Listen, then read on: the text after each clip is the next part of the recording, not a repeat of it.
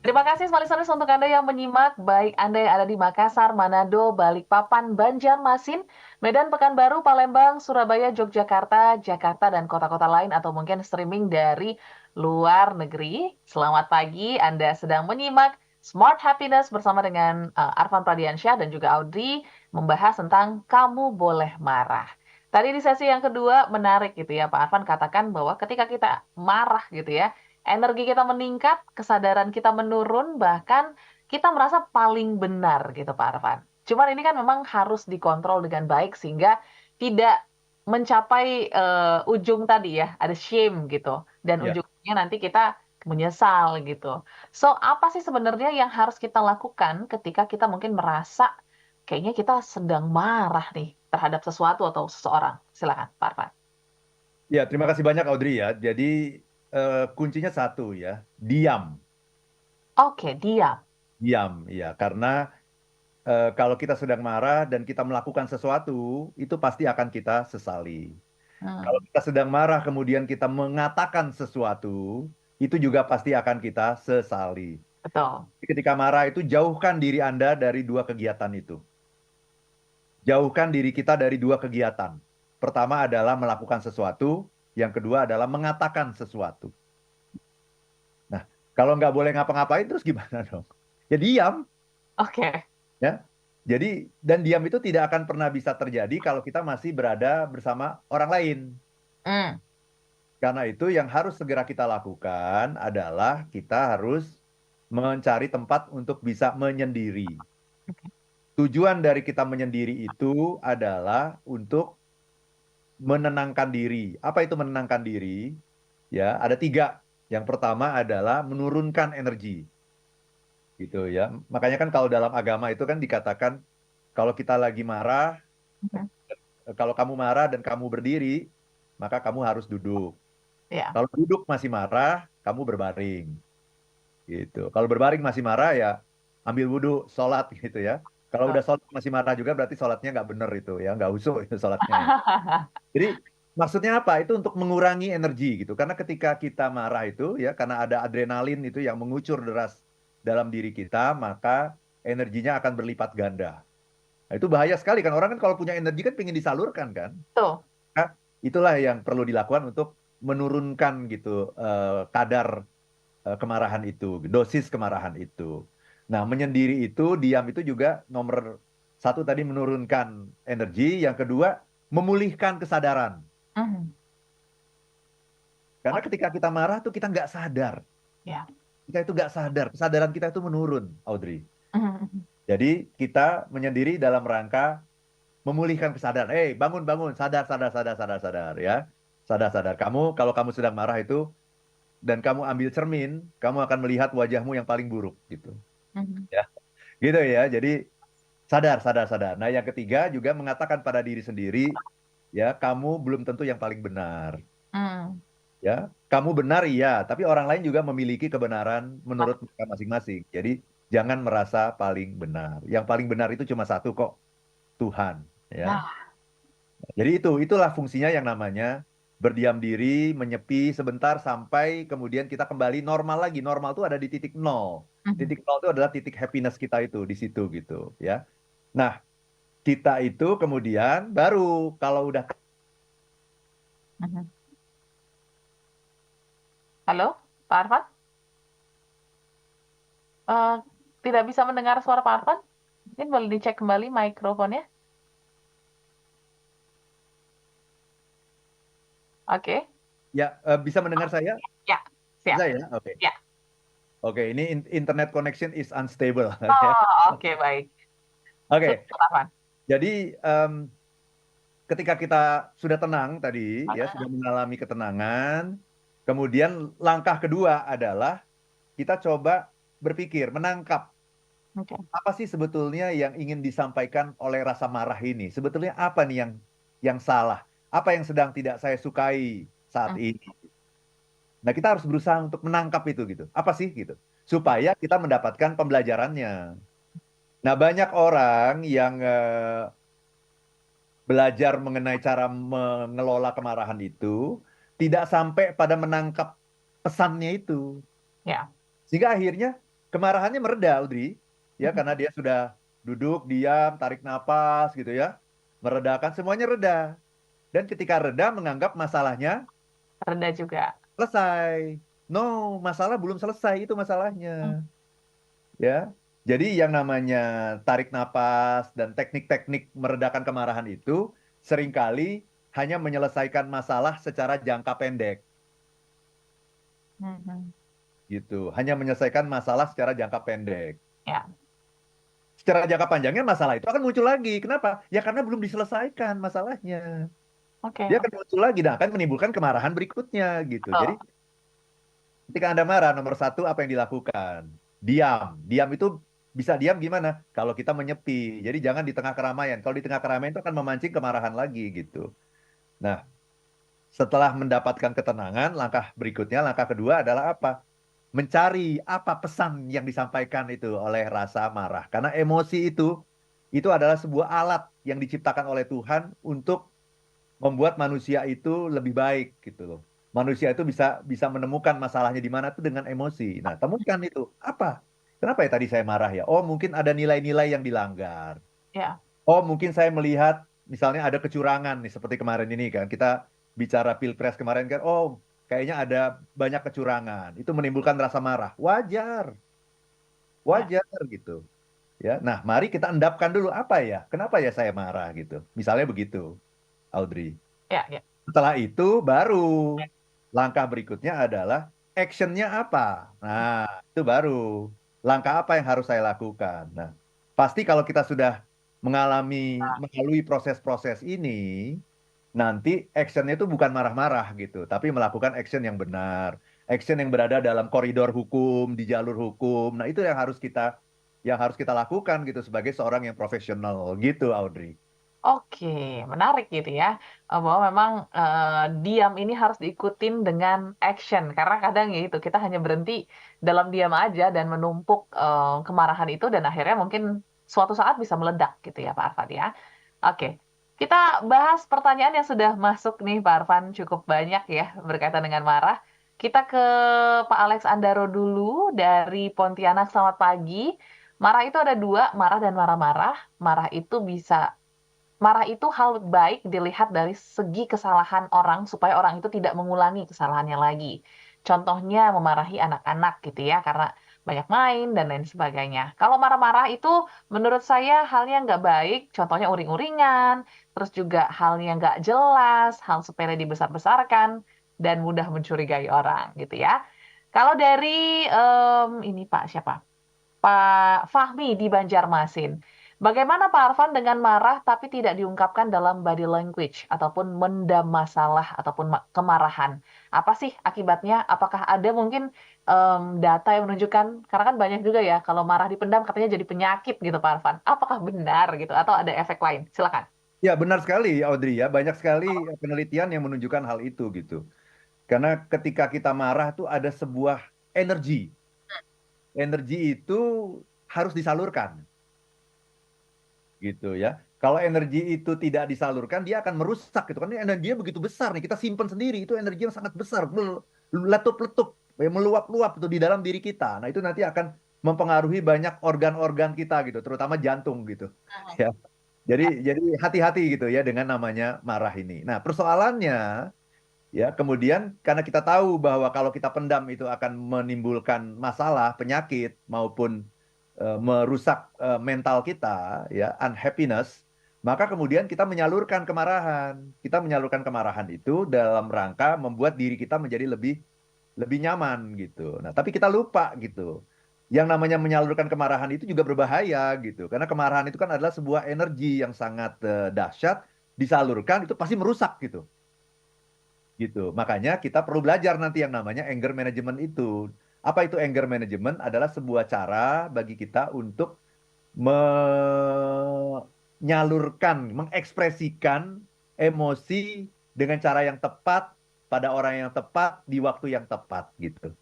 Dan pasti ketika kita melakukan memproses kemarahan seperti ini, kemarahan itu sudah berubah nanti ya. dalam bentuk yang lebih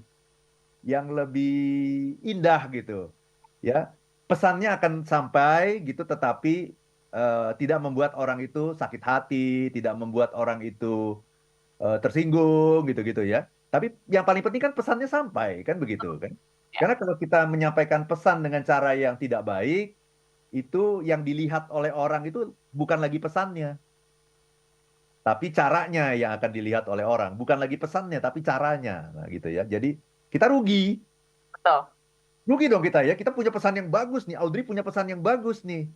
Disampaikan dengan cara yang tidak bagus, yaitu marah-marah. Akhirnya menghasilkan kebencian, banyak dimusuhin orang gitu ya. Nah, itu terjadi bukan hanya di dunia nyata, juga di dunia maya.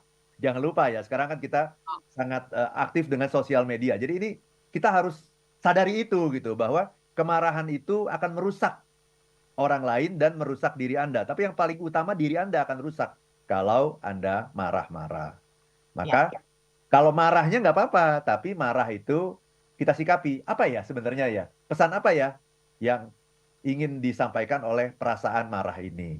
Itu yang harus kita dapatkan. Itulah yang namanya pembelajarannya gitu.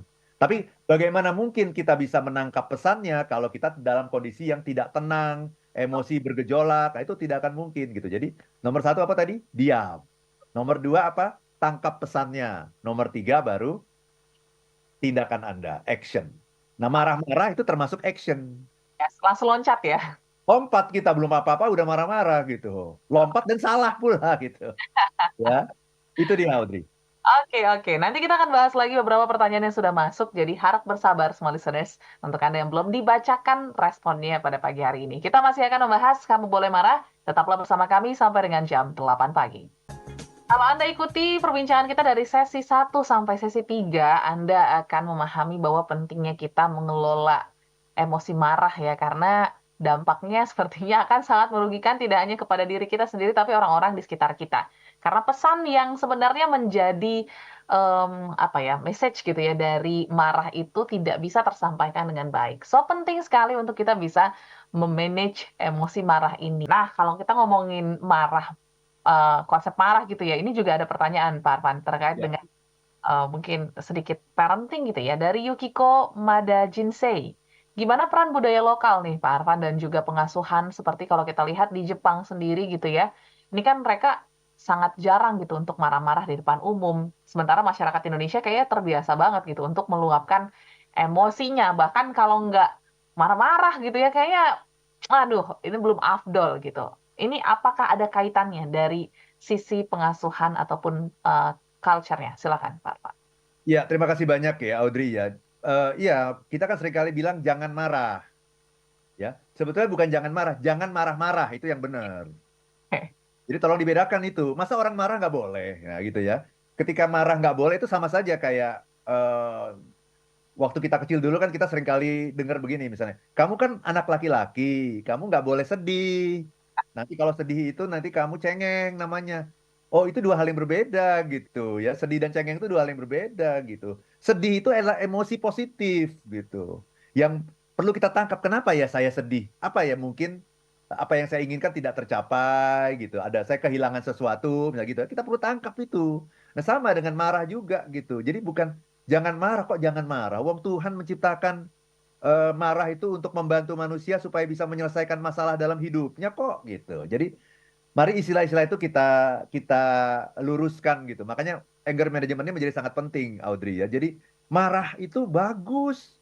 Marah itu sehat. Kita harus mengajarkan anak kita untuk belajar marah loh Audrey. Coba Audrey apalagi sebagai perempuan kan? Coba.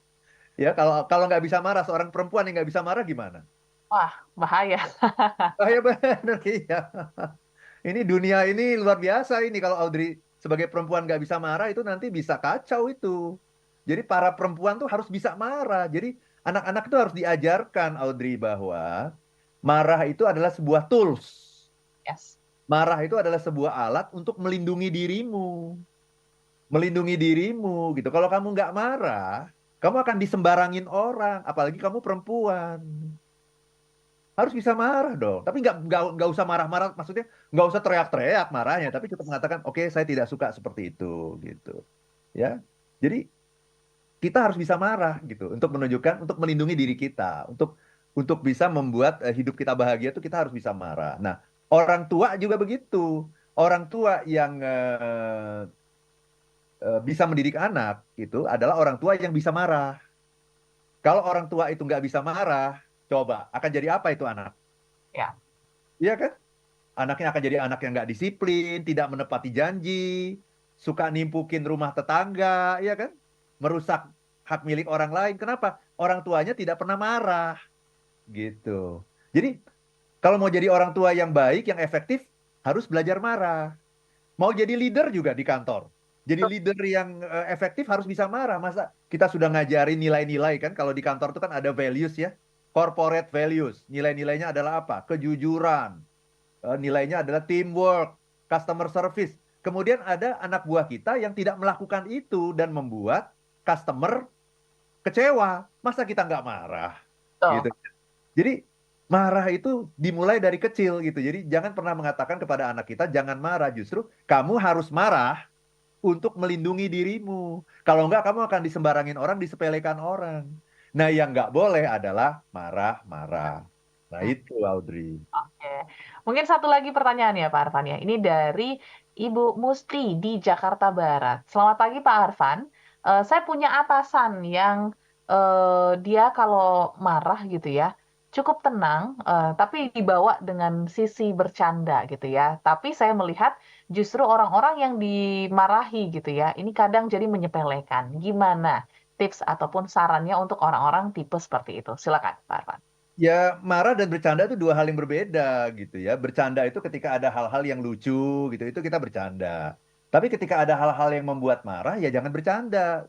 Karena nanti orang akan mendapatkan mix feeling gitu. Feelingnya akan campur-campur. Ini sebenarnya lucu atau marah ya gitu. Jadi jadi mungkin orang yang seperti ini menganggap bahwa marah itu buruk gitu. Bukan gitu. Marah itu adalah sebuah emosi yang sehat gitu. Jadi kalau memang kamu marah ya tunjukkan bahwa kamu marah. Marah itu kenapa sih? Karena aku tidak suka sama perilaku ini misalnya gitu. Aku tidak suka maka aku marah. Jangan kemudian dimanis-manisin dengan kata-kata misalnya aku sedih. Marah kemudian diganti dengan kata sedih. Itu nggak akan nyampe pesannya. Apalagi kemudian dibuat lucu-lucuan gitu. Itu juga tidak akan sampai pesannya gitu. Jadi marahlah gitu ketika kamu harus marah, tetapi marah secara proporsional, marah secara bertanggung jawab, marah secara elegan, marah secara bermartabat. Nah itu memang ada ilmunya gitu memang nggak bisa terjadi begitu saja. Kalau terjadi begitu saja nggak ada ilmunya, orang dilepas begitu saja ya yang terjadi adalah itu tadi kekacauan gitu. Karena marah itu adalah ibarat api gitu loh Audrey. Api itu kan kalau kita nggak belajar caranya ya, nggak belajar skillsnya ya, itu kan bahaya gitu. Oh, Itu kan bisa membuat diri kita terbakar, bener nggak? Coba, ini ada api. Coba gimana caranya kamu memanfaatkan api ini? Harus belajar. Nggak belajar, nanti saya terbakar. Itu bisa, itu kemungkinan pertama.